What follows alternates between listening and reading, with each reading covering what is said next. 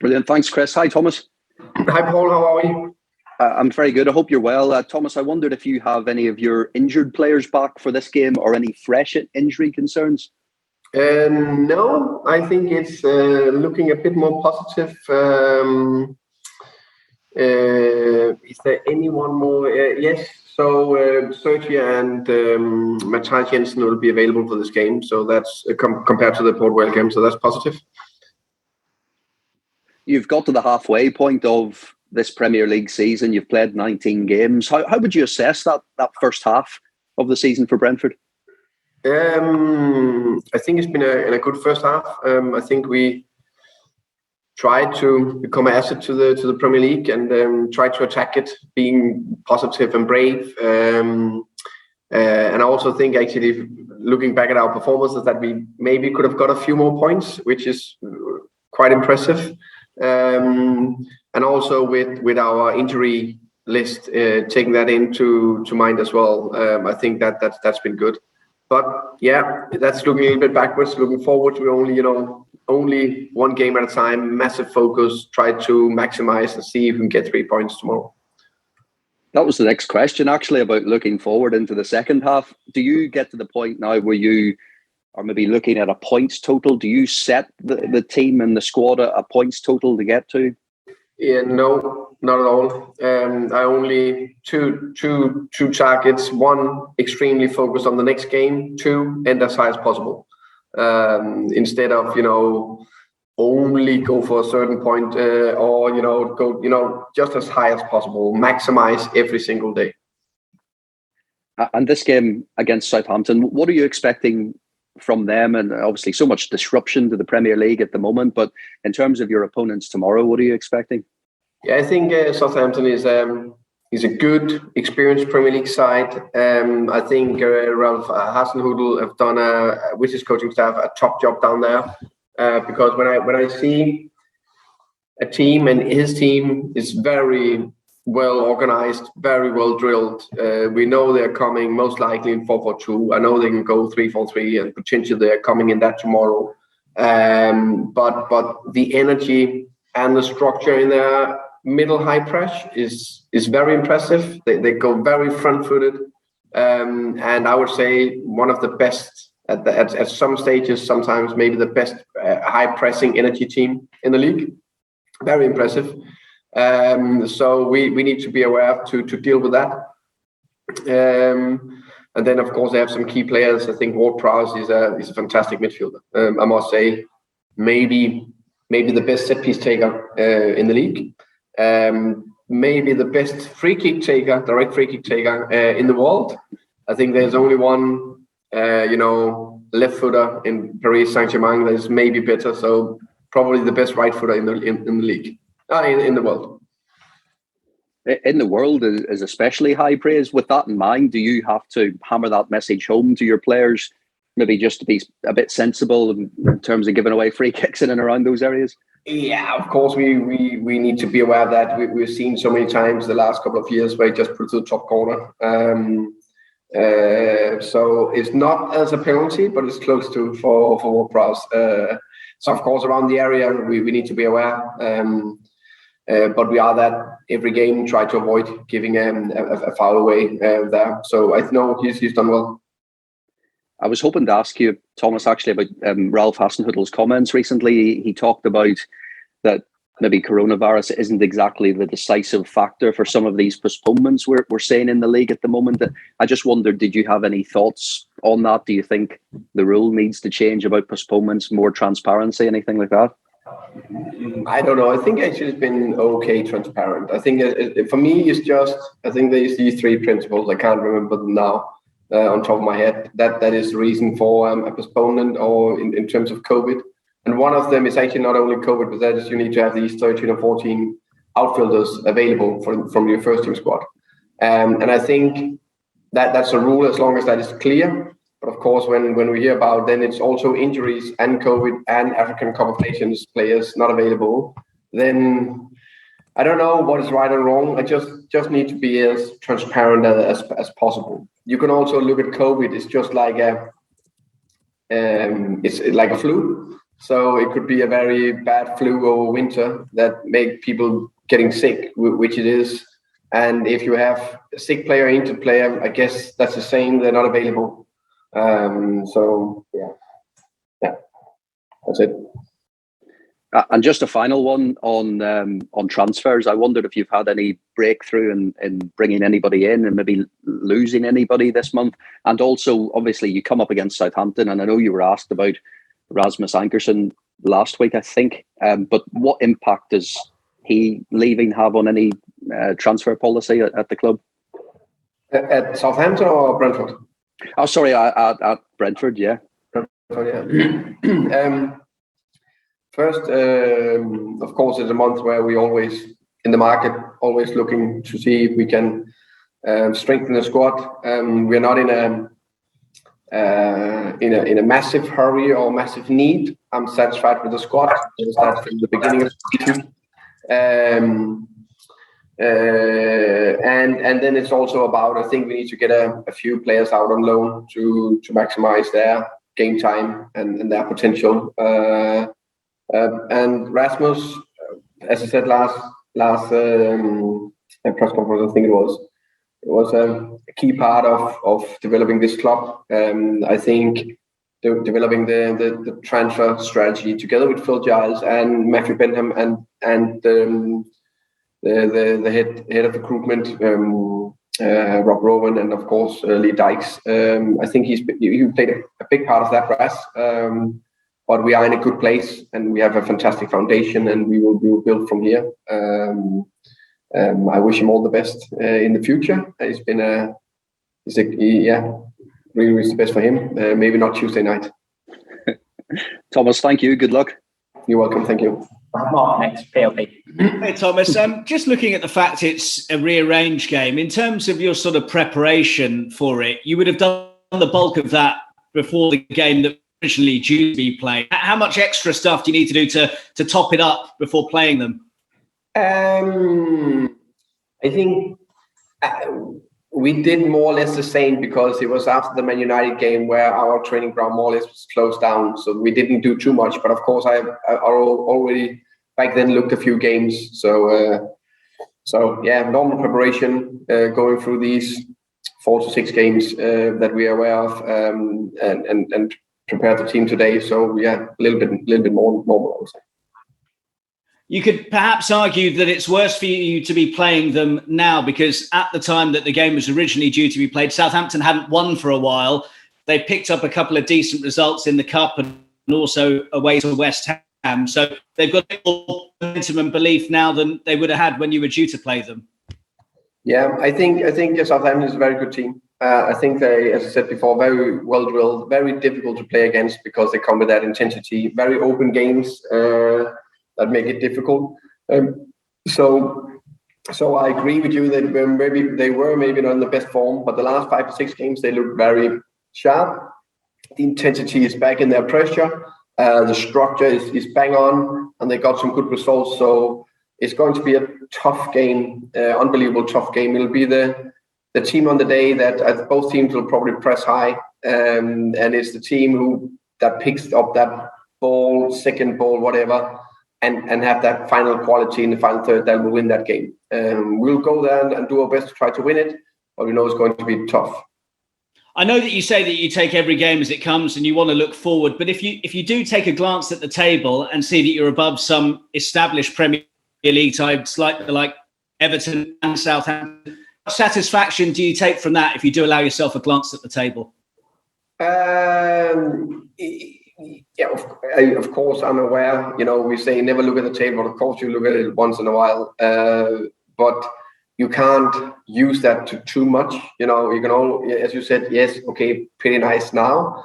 But we all know it doesn't matter what happens after 19 games. It's after the 38 games that is the big measurement, or the big target that we are as high as possible there. But would you perhaps say that you've exceeded your expectations given the points you have at this stage, even though it doesn't mean anything as of yet? When you look at it, are you ahead of schedule? I always want more. So I think I always look at our performances with my eyes, looking the games back. the stats and all that. And with these three parameters, I think we should have more. So I don't know what I expected before the season. Win the next match and hit as high as possible. So maybe a bit more. Thank you, Thomas. You're welcome. Okay, Brian, please. Hi, Thomas. How are you? I'm good, Ian. How are you? I'm very well, thank you. Very well indeed. I just want to go back to games being cancelled because, as you touched on there, it started off as just being because you had lots of COVID cases. Then injuries are brought in. Now international players away at the AFCON tournament are brought in. I mean, where are we going to stop with this? Good question. Good question. I don't know. You can say that I guess it's because they have that rule or principle that you need to have these 14 players available. That is very, very wide. So it can be everything from injuries to illness, sickness, COVID, and African Cup of Nations. So as long as it's transparent, then I think it's fine. I think, and normally we haven't had maybe one cancellation in the Premier League before. I don't know exactly. But of course, COVID is there where you just take maybe 2 to 10 players potentially out of the squad. And that's just too much to handle injuries and other things as well. You're a studier of football beyond these shores.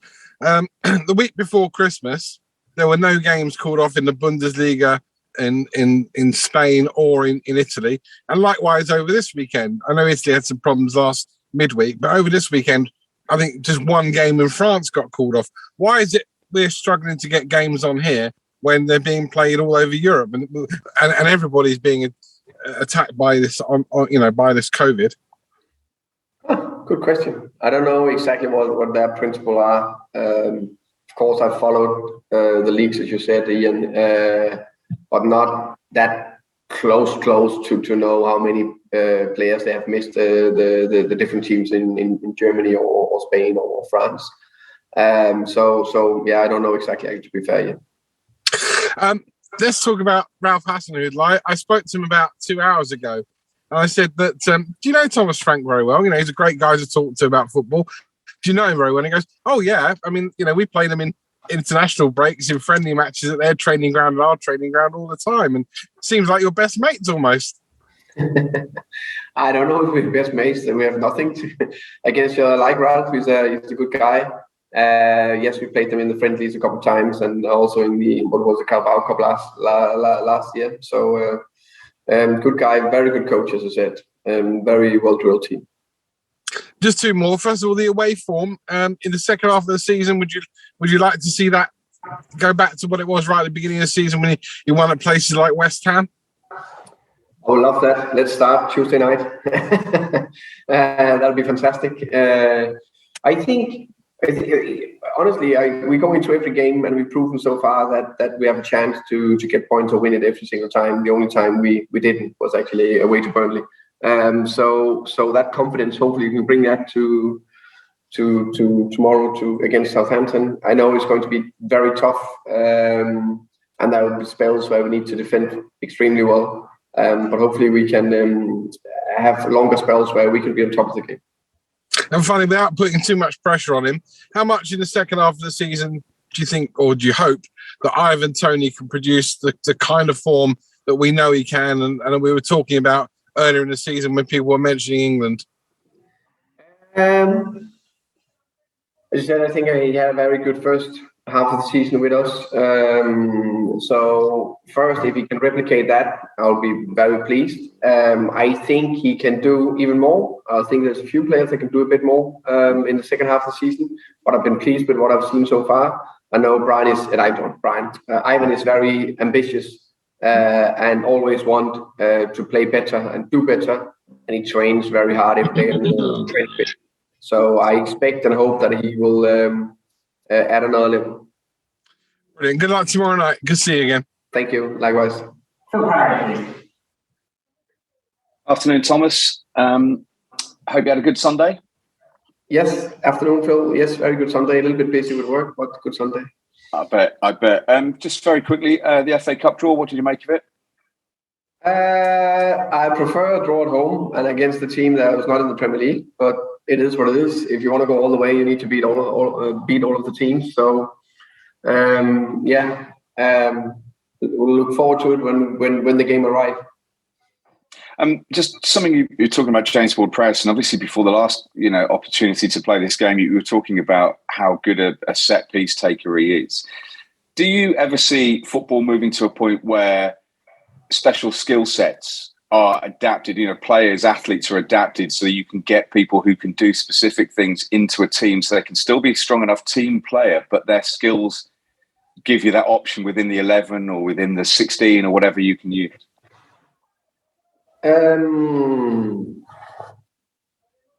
I think the way football is, you need to have a very good basic package or foundation as a player. But there's no doubt, I think Ward-Prowse is in general a very good football player. But definitely his set piece skills add extra value. So no doubt if him and another one were equally good, or maybe it's just a little bit below because you add so much value on the set pieces, Ward-Prowse, then I think he could potentially play in front of other players. I don't know. I think he's doing fantastic for Southampton, but I will definitely think like that. If you had one that could hit that area you wanted to hit every single time, more or less, with very precise, I think that's a fantastic asset. Could also be that some players are fantastic hitters on set pieces and stuff like that. And again, a lot of games in a very short space of time. Fourth round FA Cup to come in. How important was the Port Vale game actually for the getting game time into certain legs and to get players with a bit of confidence flowing as well for what's to come in the Premier League, never mind what's to come in the FA Cup? I think it's very important. I think it's getting that balance between progress to the next round, play a strong team, get players on the pitch, that because we are a team, it's togetherness. You need to use all 22 players, all of them are good players, to get minutes into them so they can get the sharpness or develop them further, the younger players. I think that's a very fine balance. But the more games we can get, the better chance we have to progress, of course, but also to have a sharp squad. And as a team, you've been and won at Southampton already last year in the Cup. Does that have any impact? I don't think so. I think it was without fans. There'll be fans tomorrow night, which I'm very pleased with. I think every game is a new game, new history. Brilliant. Well, best of luck tomorrow night, Thomas. And there's lots of people speaking to you. Thanks for your time. Thank you, Phil. Likewise. So just to confirm, we're still under immediate embargo. We'll go to Jay, please, from The Athletic. Thank you, Chris. Hi, Thomas. Hope you had a good day yesterday. Just wanted to check in on Rico. If he's not available for tomorrow, are you hopeful that he's going to be back on Sunday? Yes. Hi, Jay. Rico, we home and aim for him to be available for Sunday. Yeah. Thank you. I wanted to check in on Zanka as well, because obviously he's been out for, I think, 2 months now. I think you said it was a hamstring issue or something behind the knee. Just wanted to get a little bit of an update on his situation and where he's at with that. Also relatively good news. At least he's out part training with the group. He was that yesterday. So that is progress and positive. So hopefully he can soon join in with the group. Good to hear. So wanted to ask you, obviously Chris Ayers back, played really well on Saturday. But obviously Mads Beck's been performing really well over the last few games. So where's your kind of thought process on, do you bring Chris straight back into the team, or does Mads deserve an extended run after his performances? I think Mads has done fantastic. I think it's a brilliant story for us, a player who came through the B team, a full-time member of the first team squad a couple of years ago, played, I can't remember how many games, but definitely more than half of the game in Championship last year, did fantastic. And now he just played five games on a bounce. So done really well as a player we believe a lot in. Good question. Christopher is also a player we like to have in. Of course, there's something with how many I'd like to have a right footer to the right. There's no secret to get that balance right. Christopher will play some of these games in the next spell. It's just when do I throw him in there? Is it tomorrow? Is it Sunday? That's the decision I need to take. So also just wanted to ask you about Frank Onyeka, because obviously he's over in Cameroon at the moment. So Nigeria play their first game tomorrow. So I was just curious, have you watched any of the tournament yet? Are you planning on watching the tournament? Are you going to be keeping in contact with Frank and giving your support from afar? Yeah, I will definitely follow the tournament and watch bits and pieces. I haven't watched anything yet. And of course I'll follow Frank close to see how he does and congratulate him, hopefully with a lot of wins. Thank you, Thomas. That's everything from me. Look forward to seeing you tomorrow. Likewise. Thank you, Jane. Ian McCulloch, please. Hi, Thomas. Hi, Ian. I'm just going to follow on from Jay's injury question, just about Josh Da Silva. I noticed, I think the club tweeted something the other day, he's kind of edging back towards involving training. I mean, that'd be obviously a massive boost when he does come back. But just a word on how tough it has been for him, because he's been out for the best part of nearly a year, really, and obviously such a integral player in helping you get to the Premier League. He's not had a chance to actually playing it yet. Yeah, I think I said to Josh the other day that I think he can be our best signing this year, and I'm talking about the summer signing and the January signing, because when he comes back, that will be a new player with top quality. So I really hope that he will come back in a fantastic place. We are how can I say on track with him. He's progressing fine. Trained with the team yesterday, and today he didn't, because match day -1, he didn't benefit of a short training. So hopefully, I don't know, 5-6 weeks, if everything goes to plan, he could be potentially available for the team, because we need to build him very carefully and strong. But everything going to plan so far. So would the plan be then to potentially he plays a couple of B team matches before he plays in the first team? Yeah, definitely. But he needs to have a proper good preseason, really, to load him well, and we can't get too overexcited. But everything has been fine so far. The medical staff have been fantastic. They've done a top job with him. Which, I mean, obviously it's been very tough for him to kind of have to sit on the side and watch it. I mean, how's he been sort of mentally? Has it been obviously it's been difficult for him, but I mean, he had to sort of speak much to him just to kind of keep his spirits up?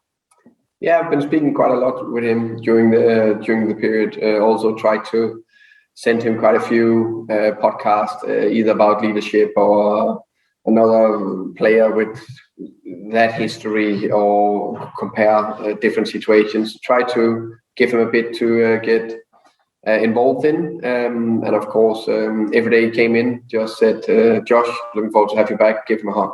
So I hope he'll be back soon. Nice one. Thanks a lot, Thomas. Cheers now. You're welcome. Hi, Thomas. We've seen it before when teams spend beyond their means in a bid to stay in the Premier League, but end up relegated, and the damage that does. How fine a line is it as a manager, taking that into account when deciding transfers? I think we try, when we take us get transfers in, we try to strengthen our squad, of course. That makes sense every single time. But also, and it's a very difficult market always, because you try to find a player that fits perfect position, style of play, price, and you also want him to be a top player, and you don't want to pay too much for him. So that's very difficult. But I think we are in a position, or we will always be in a position, where we will try to wait for the right one that will have a great potential that we can develop. But we also know with a great potential to develop, it will take a little bit of time compared to a player where it's plug and play. And mainly because we think we have a lot of good plug and play players in terms of experienced players. So we need to get that balance right. And that's what we constantly discuss. There was no Kylian Mbappe didn't bite your hand off for a chance to play in West London, did he? No, unfortunately not. I had a good chat with him, but he said he had other ambitions. Just in terms of Southampton, after the game you have Liverpool, Man United, Wolves in 7 days. Does that come into your thinking ahead of the game in terms of balancing your squad out? No, I think, to put it that way, I think there's no, first and foremost, I believe that let's say I put a team out Tuesday night that I think is the strongest, I believe they can start all 4 games. No problem. But of course, that extra little sharpness, freshness, use the squad well, of course, that will play into how we do it the next 4 games. Because there will probably be a lot of players who's playing all 4 games. But how can we get the energy and the intensity into certain positions and keep that? How robust are some players? So some of our players are extremely robust, no problem. There's others we need to take a little bit, be aware of. But Tuesday shouldn't be a problem. Sunday shouldn't be a problem. 4 days, 5 days in between. And then the next game, I need to take some decisions about. But again, game by game, we assess and then we take from that. Just finally, Thomas, on AFCON, do you look at it in terms of players that you might bring in, or how in terms of scouting, or your scouting abilities at the tournament? Is that something you've looked at much? Yeah, we I think AFCON is just like the European Championship and the World Cup. We try to follow it closely to see if there's someone that we didn't know of. Most of them will know of, but maybe it's just to be reinforced or reassured that, okay, that player actually got the level. Also at a big international tournament.